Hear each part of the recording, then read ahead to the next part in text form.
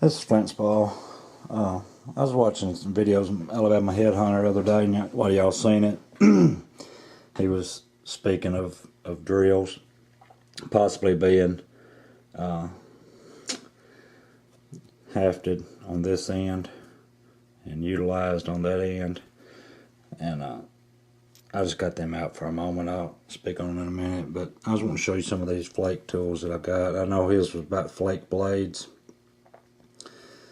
These could have been used for scraping or cutting or whatever you wanted to do with them. Just a big old piece of hornstone with the edge worked on it. All kinds of unifaced. This one right here is a neat. It's got the collateral flaking on it, or parallel flaking. Big old blunt that came from the sidekick. Notice these right here, all three of these right here came out of the same field, and there's some really neat artifacts. I may have done showed that one. Little perforator on flake.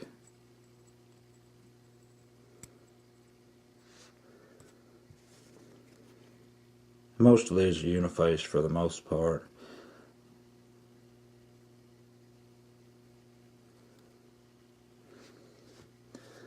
And here's one that's just got an edge worked on it.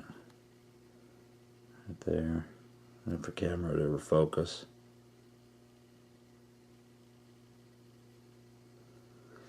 I've got a bunch of them, but I just didn't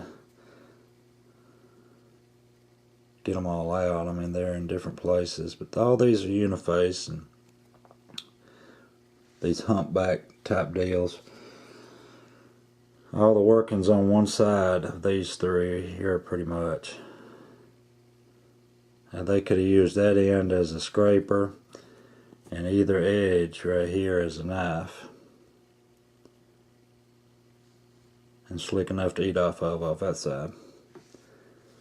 Same way with this, and this is really pretty. I like it. Got two knife edges. You got a scraper edge or a knife, either one. And then an eating surface. Haven't even got a curl to it. That's real pretty. Another big flake. The edge worked on it. Like I said, I've got a bunch of these, just, you know, they're in different places. Here's a nice one. Made out of some yellow fork paint chert. I found it on the lake. Really thin. You see the bulb right there where they struck that thing off. These little edges right here, you can't see it, but they're finely serrated. You can feel it, but you barely can see it. That's slick.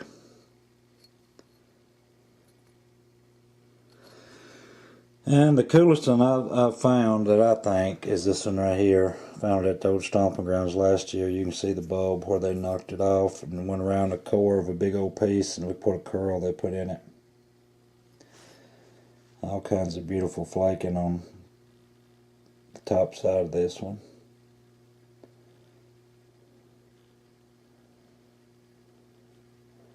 And I have no idea what they would have used it for, but you can tell they had a purpose in mind, be it crooked, curved, whatever it is. You'd have two knife edges, and that end right there could be dangerous. But I wanted to touch on this right here. I made a comment to Alabama Headhunter concerning these drills that, you know, these are the most practical in our range of artifacts that I can see to be used as a drill. And I guess my opinion, I'm under the opinion of why, you know, for instance this one, I'm not debating that it wouldn't have been used, even hafted and used as a scraper or a little knife edge. It could. But why would you have something, you know, like that when you could have something like this and have a scraper. And this is this is what I found just this year at the old stomping grounds by way of blunts. So they had numerous points to salvage rather than salvaging a drill, a broken drill, you know, to use as a scraper. And these are hafted for the most part. Most of these are hafted, little hafted scrapers, every size. But not to mention all the things that they could have used, like these. And you can tell that's what they done.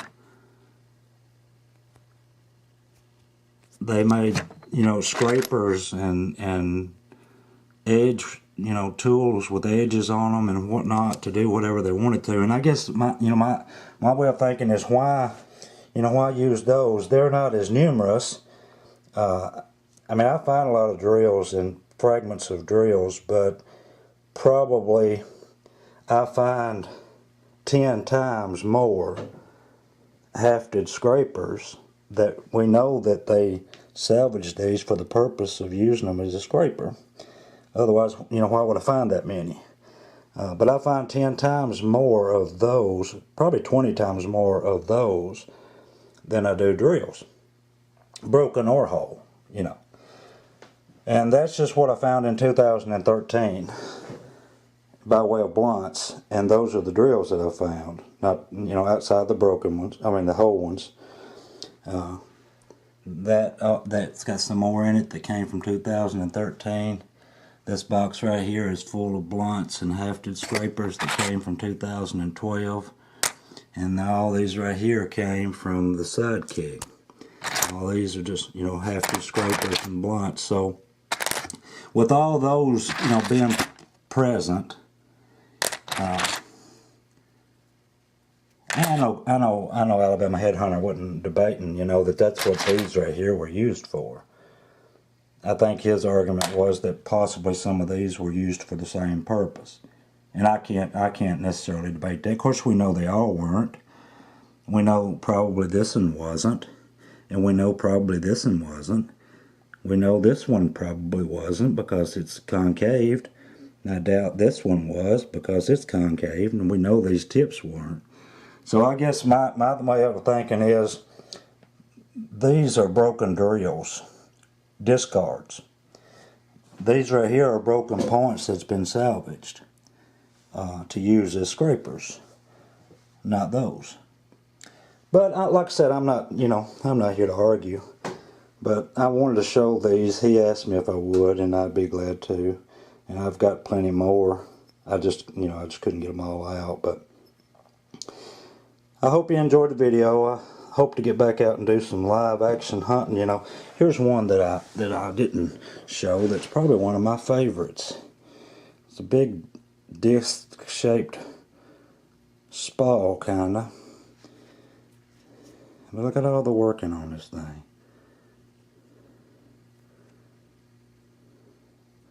It's all the way around the circumference of it. They could have used that as a scraper. They could have used it as a knife. They could have used it to skip across the water if they wanted to. Whatever they wanted to do with it. But that's a neat piece.